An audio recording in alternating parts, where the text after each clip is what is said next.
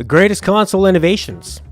Now, the interesting thing about the gaming industry is that technology advancements are just as important as creative game design. We've seen numerous examples like, say, the Dreamcast, failing because although they had interesting features like online play, it came out too early. Online play is great, but when it's a laggy dial-up connection, that's not so great. We've even seen, well, no one actually really saw it, but the GameCube had 3D functionality baked into it. Nobody used it because it just wasn't the right time. So in gaming, timing is incredibly important.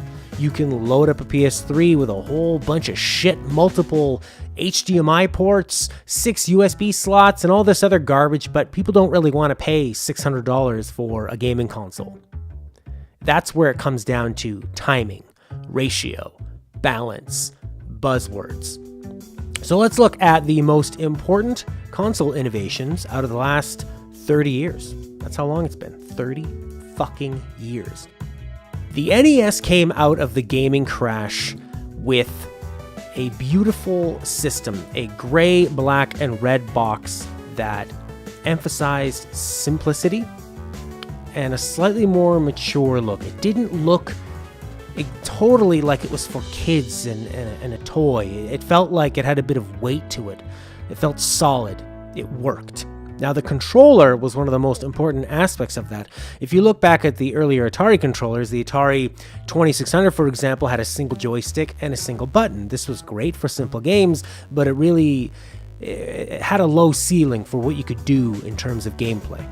The controller they released after that on the Atari 5600, or 5200, if you know how to do math, had a whole bunch of other buttons. If you've ever seen the Atari Jaguar controller with all those crazy-ass numerical keypad buttons on the bottom, that is what they were inspired by, this old design that failed, and for some reason they wanted to bring it back for another failure. They had the Atari 5200 not only had all those keypad numbers on the bottom, but it had 2 buttons on the top right side, and it was just very uncomfortable for people to grab, and they named it the claw is what you had to do, and nobody wants to be playing with claws. That's why animals that have claws never win Super Smash Bros. Tournaments. Now, the NES controllers standardized the idea that you would have a D-pad on the left and 2 face buttons on the right, or any number of face buttons as we would see later on. They also introduced a start and select button, which you might not think would get a lot of use, but in RPGs, Mega Man, this allowed you to press start, open up a menu, access inventory, special abilities. So this created a whole other world of what you could do with a controller. Having the buttons horizontal side by side meant that one thumb could control everything on the right side. In fact, the game was all about using just your thumbs. That's what makes us so much better than the animals and why we're allowed to eat them and wear them. So Nintendo standardized not only this layout of a D-pad on the left and the buttons on the right, but that your thumbs would be the main controller of a controller. How about that? Now, putting the buttons on a horizontal slant, as Nintendo did, meant that you could make Mario, for example, sprint by holding down the B button, and then you could lower the other half of your thumb to hit the jump button. Very simple, but it allowed you to pull off more complex maneuvers than you could on games before. Now, the Sega Genesis was the last time that Sega was successful with a console. It actually sold 30 million units. For a time, the Genesis had really jumped out ahead, and mainly because of marketing. Now, Sega of America had hired Tom Kalinske to be their new CEO, and he had an interesting strategy of how to make Sega dominant. First off, he wanted to slash the price of the console. Secondly, he wanted to aggressively market. Thirdly, he wanted to introduce American teams to develop games for American gamers. And last, but definitely not least, he got rid of the horrible Altered Beast as a pack-in game, and he bundled in Sonic the Hedgehog. Sega of Japan didn't think this was a great idea because this was their best-selling game, their best-rated game. Everybody loved this game. But Tom Kalinske took the gamble that including a system seller as a bundle game was a smarter idea than trying to profit off of it short term. He was right, Sonic was a system seller, and Sega went on to beat Nintendo for a few years. Their advertising campaign was aimed at an older audience. They wanted to portray the Genesis as a cooler system. They had slogans like "Welcome to the next level" and "Sega does what Nintendo don't," and they used made-up terms like blast processing. They tried to show that the Sega was fast, Sonic was fast, and that Mario and Mario Kart were very slow. One of the examples of this translating into something tangible was the release of the arcade hit Mortal Kombat on both the Genesis and the Super Nintendo. Sega had no worries and no laws when it came to blood, guts, gore. You could really do almost anything you wanted on the Genesis up to a certain point, and before the authorities would eventually get involved. Nintendo, on the other hand, had all of the red blood turned into gray sweat, modified a bunch of the fatalities, and tried to tame the game down so it was more appropriate for their values. The Super Nintendo controller, another great innovation by Nintendo. They could have just added 2 extra face buttons and called it a day, but when they added the 2 shoulder buttons, they set a trend in motion that would culminate in what we see today. This meant that the Super Nintendo had double the buttons of the Genesis controller, and I'm not even counting the select button.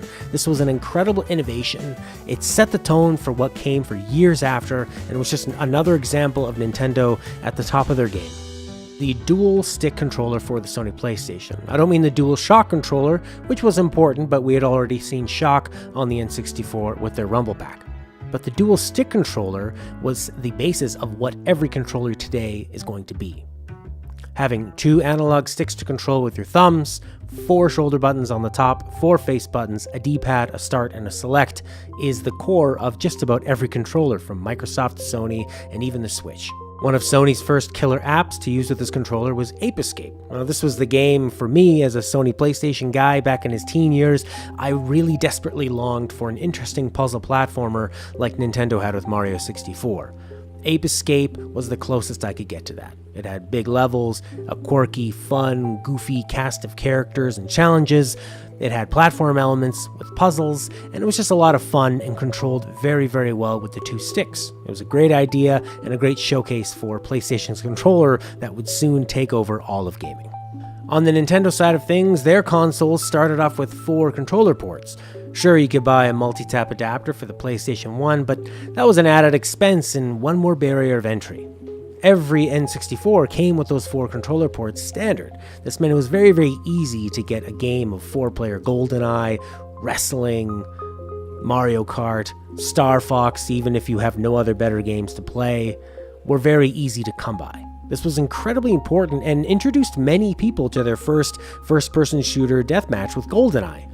Sure, it controlled really funky with the C buttons controlling your strafing and having to hold a button to aim down sights and not being able to move, but for many people, that was where they first cut their teeth and understood how fun it was to run around shooting your friends. Nintendo just keeps winning with their controller designs, and their N64 controller, while a little bit ugly and grotesque and having 3 handles where we never saw that again, I think it made a lot of sense at the time. People still needed to be gradually eased into what Nintendo was offering, and what that was the very first analog stick. Nintendo bet that 3D gaming would be greatly improved with an analog stick. They designed the controller to work perfectly with their first game, Mario 64, and this is a game that still feels incredible to control nowadays, barring a few camera issues. The N64 controller even had a trigger underneath the middle leg that you grabbed onto.